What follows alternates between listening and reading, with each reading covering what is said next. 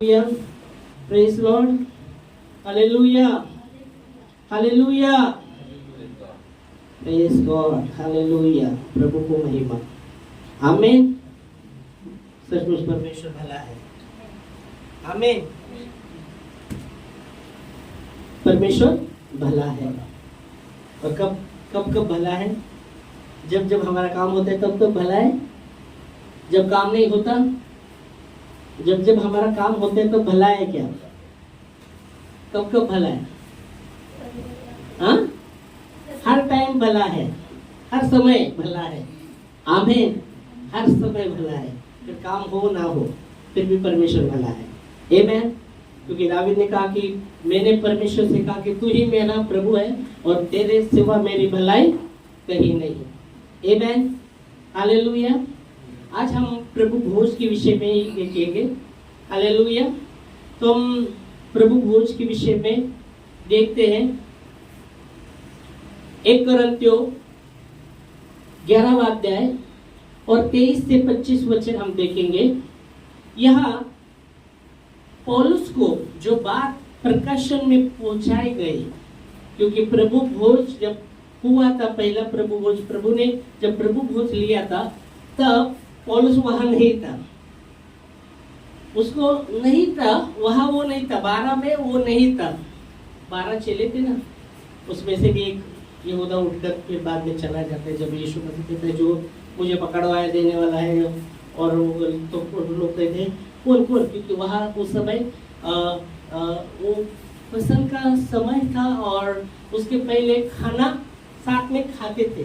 वहां वो खाना खा रहे थे. तब यीशु मसीह कहता है वही है मुझको पकड़ा, मनुष्य के पुत्र को पकड़ाया जाएगा. फिर उसको जब बात किया गया और प्रभु कहते जब जिससे बात करने लगते तो चेले कौन है वो, कौन है?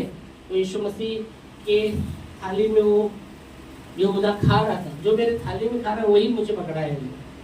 और बाद में कहा गया कि वो एक होता गुस्से में होकर उठकर वो चला जाता है. और बाद में प्रभु भोज हुआ वचन कहता है. तो वचन हम देखते उस 12 में, जैसे बोलो 12 थे उसमें से एक निकल जाता है यहूदा इस्करियोती जो, और 11 जब थे उनके साथ जब यीशु मसीह प्रभु भोज कहते हैं तब यहाँ उस समय वहाँ पौलुस नहीं था. वहाँ पौलुस नहीं था, पर पौलुस को प्रकाशन में ये बात पहुंचाई गई. मतलब प्रकाशन में परमेश्वर ने उसको बात पहुंचाई गई कि ऐसा हुआ था जब प्रभु भोज हुआ था तो ऐसा हुआ था. प्रकाशन में परमेश्वर के आत्मा के द्वारा जो प्रकाशन उसको मिला उसके द्वारा वो बात पहुंचाई गई थी. आमीन.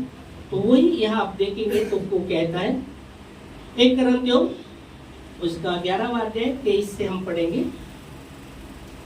क्योंकि यह बातें मुझे प्रभु से पहुंची. हाँ, तो वो कहता है कि ये बातें मुझे प्रकाशन में परमेश्वर की ओर से पहुंची और मैंने तुम्हें भी पहुंचा दी. अभी जो बातें परमेश्वर के प्रकाशन में मुझे प्रभु ने पहुंचाई वही बातें मैं तुमको भी बता रहा हूँ, पहुंचाता हूँ, तुम्हारे पास भी पहुंचाता हूँ. फिर आगे कि प्रभु यीशु ने जिस रात वह पकड़वाया गया रोटी ली और धन्यवाद करके उसे तोड़ी. आमीन.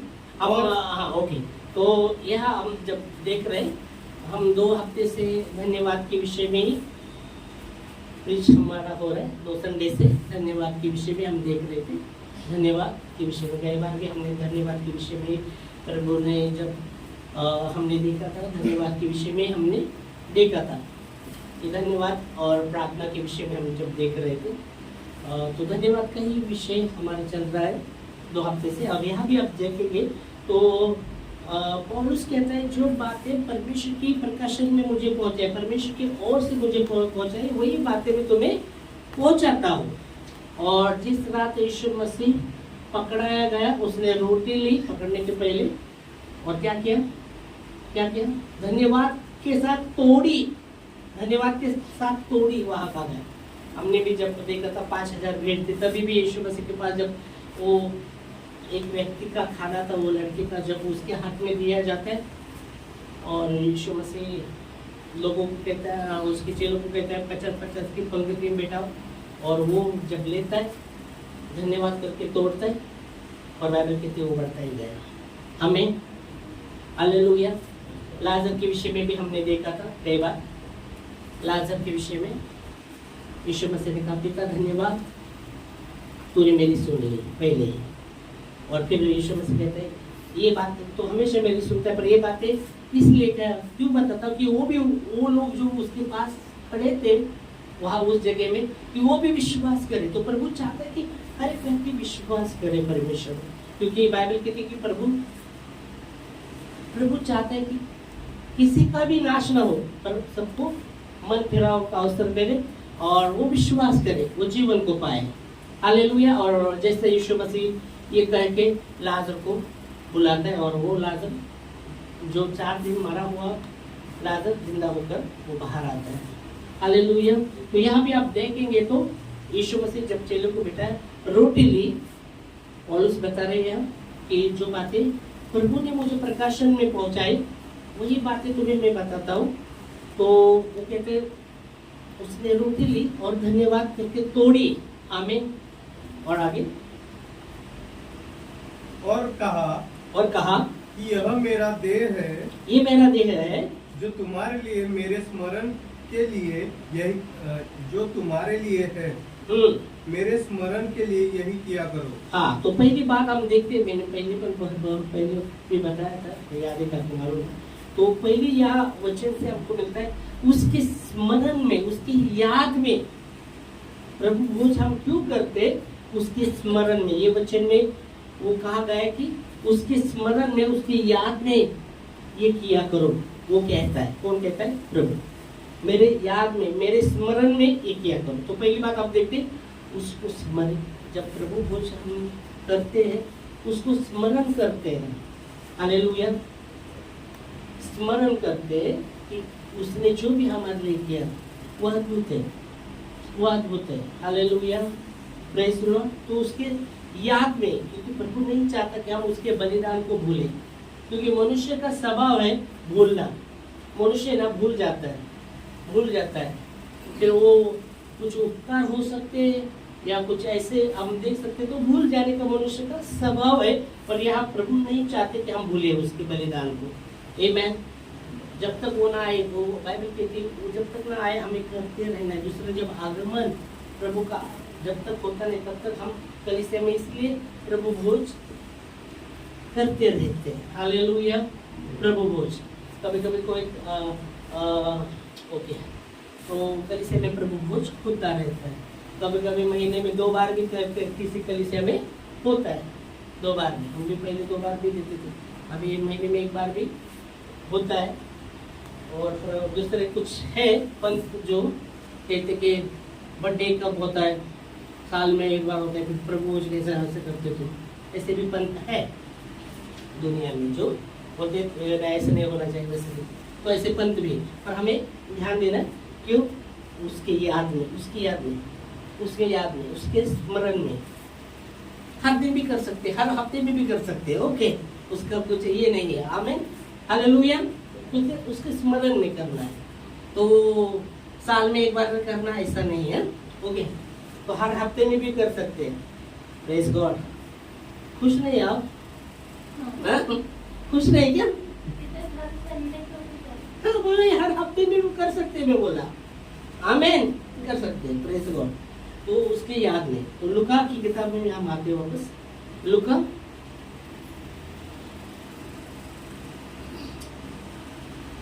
तो उसके याद में पहली बात हम देखते हैं, उसकी याद में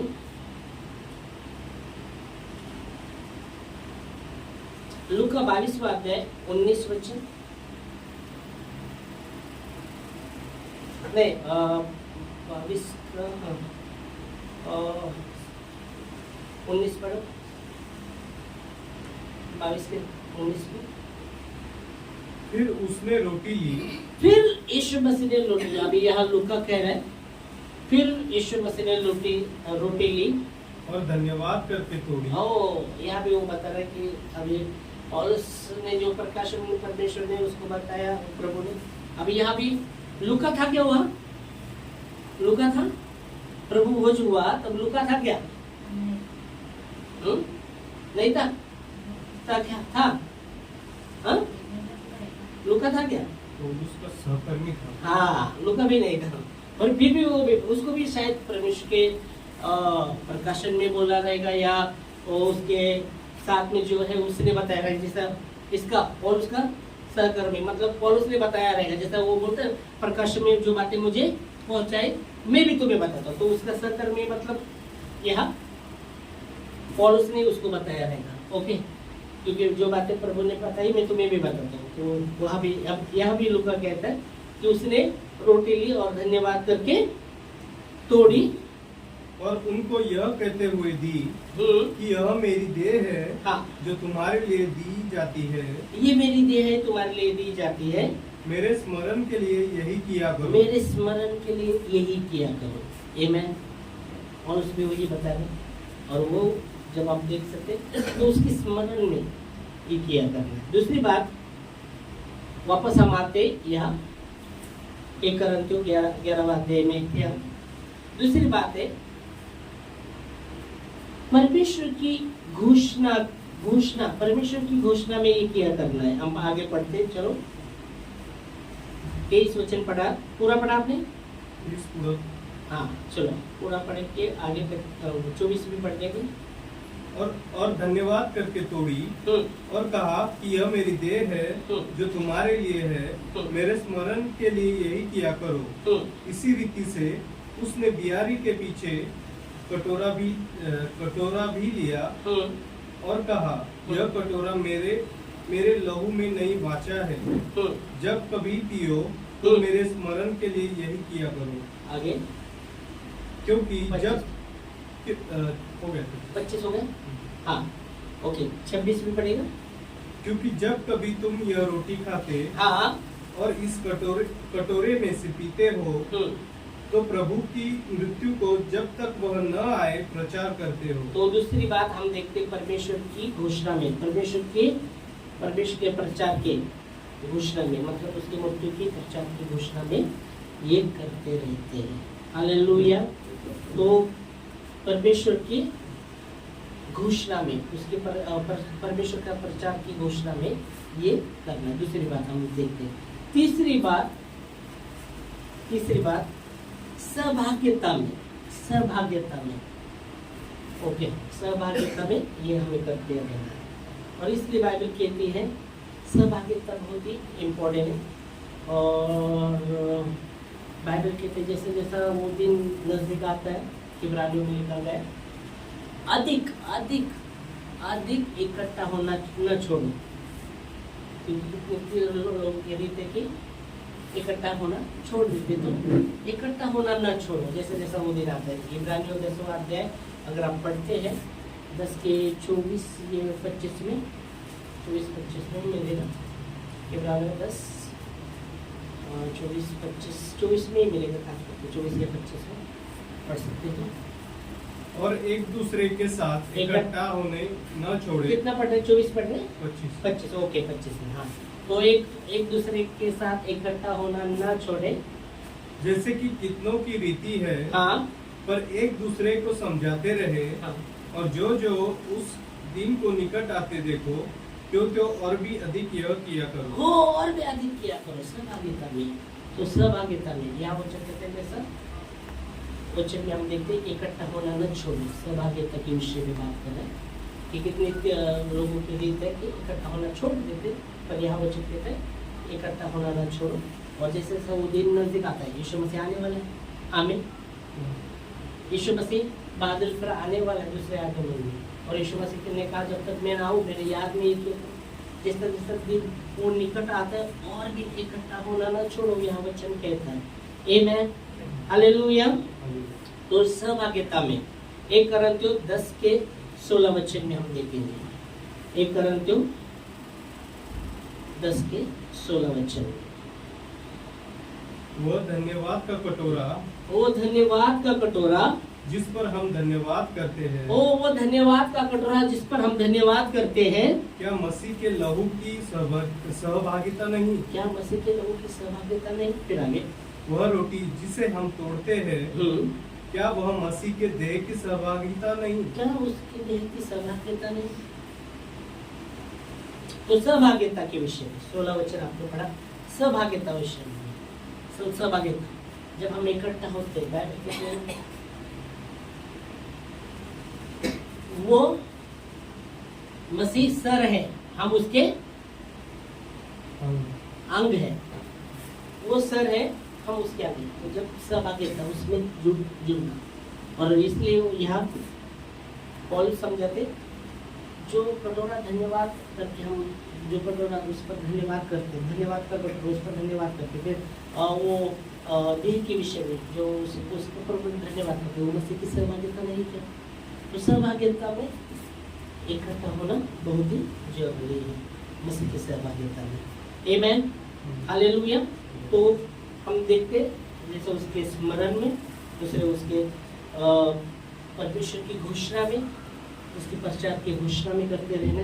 तीसरी बात सहभागिता में, सहभागिता में जब हम सब इकट्ठा होते हैं, वहाँ हम देखते उसका एक पूरा बॉडी, उसका पूरा शरीर, उसका पूरा शरीर सहभागिता के विषय में हम देखते हैं। आमेन, हालेलुया, प्रेज लॉर्ड। परमेश्वर आने वाला है, आमेन, जल्दी आने वाला है। और इसके बाइबल कहती है जैसे जैसे वो दिन आता है, इकट्ठा होना ना छोड़े। कितनी तो रीति है, पर एक दूसरे को समझाए और इकट्ठा होना ना छोड़े, इकट्ठा होते रहे, इकट्ठा होते रहे। Praise Lord, hallelujah.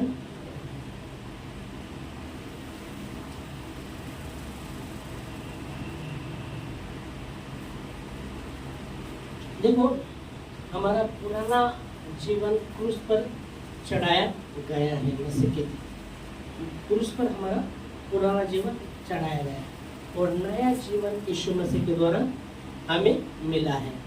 जैसे अगर हम पढ़ते, संत पौलुस कहते हैं मैं क्रूस पर मसीह के साथ चढ़ाया गया हूँ, अब मैं जिंदा नहीं हूँ पर मसीह मुझ में जीवित है, और जो मुझ में जो जीवित है इसी विश्वास पर परमेश्वर ने प्रेम किया अपना, और अपना इकलौता पुत्र दिया। हम आते गलती की किताब 2:20 पे हम पढ़ेंगे।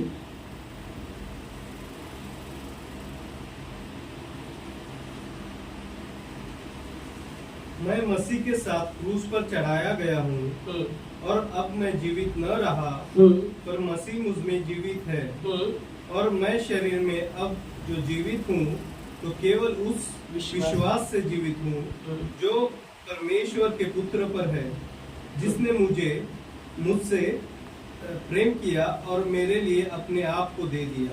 आमेन। तो जो मुझ में जीवित है इसी विश्वास पर जिसने मुझसे प्रेम किया और अपने आप को दे दिया। आमेन, हालेलुया।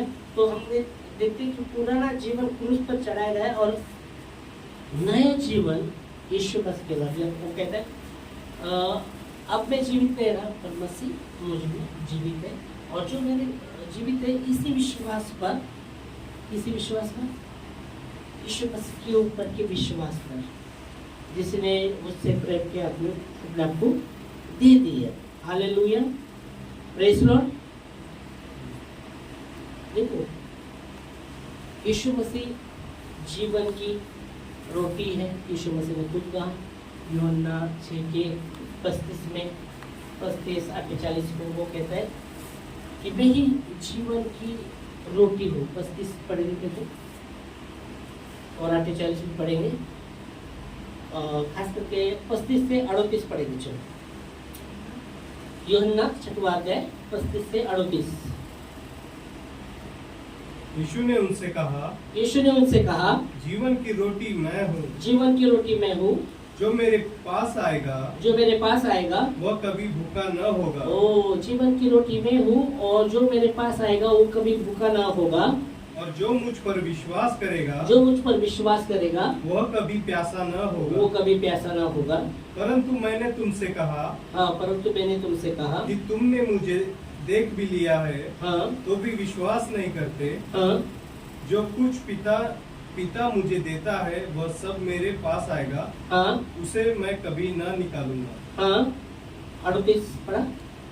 क्योंकि मैं अपनी इच्छा नहीं वरन अपने भेजने वाले की इच्छा पूरी करने के लिए स्वर्ग से उतरा हूँ।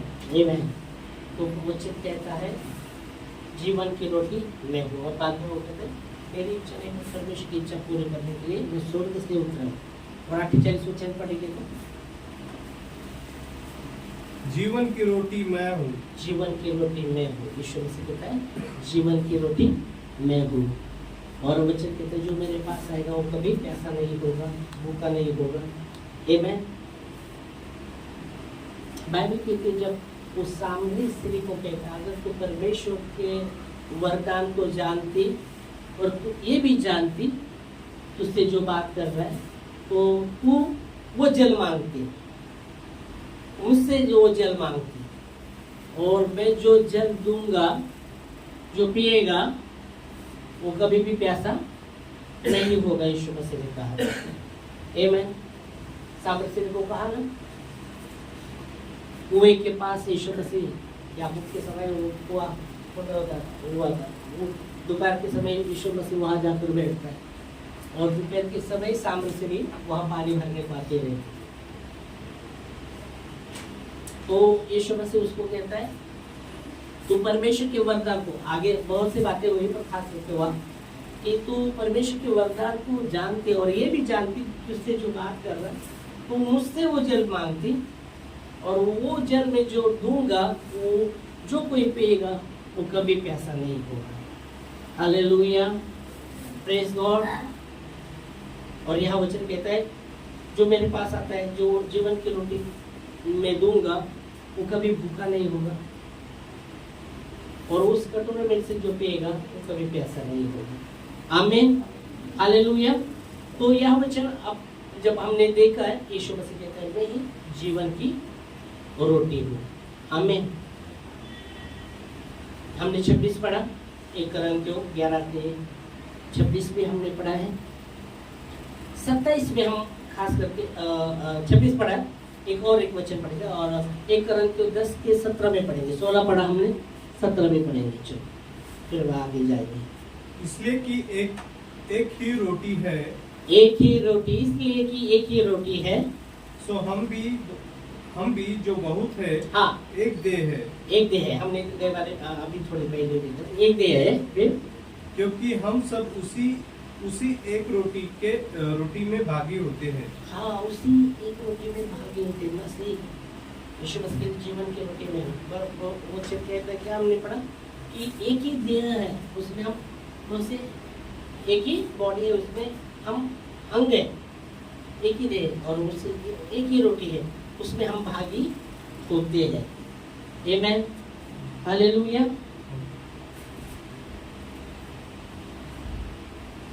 इफिसियों 3:17, इफिसियों 3:17। और विश्वास के द्वारा मसीह तुम्हारे हृदय में बसे, विश्वास के द्वारा मसीह तुम्हारे हृदय में बसे कि तुम प्रेम में जड़ पकड़कर और नेव डालकर सब पवित्र लोगों के साथ भली बातें समझने की शक्ति पाओ। आमीन, हालेलुया। 17 पूरा पढ़िए, 18 में पढ़ा। ओके, तो खास करके उसमें जड़ पकड़कर रहना, मसीह में जड़ पकड़कर रहना। प्रेम, वहाँ प्रेम के विषय में बात करते हैं। नींव डालकर उसी में जड़, उस प्रेम में, परमेश्वर के प्रेम में, मसीह के प्रेम में जड़ पकड़ने के विषय में बात करते हैं। Hallelujah, praise Lord. तो प्रभु भोज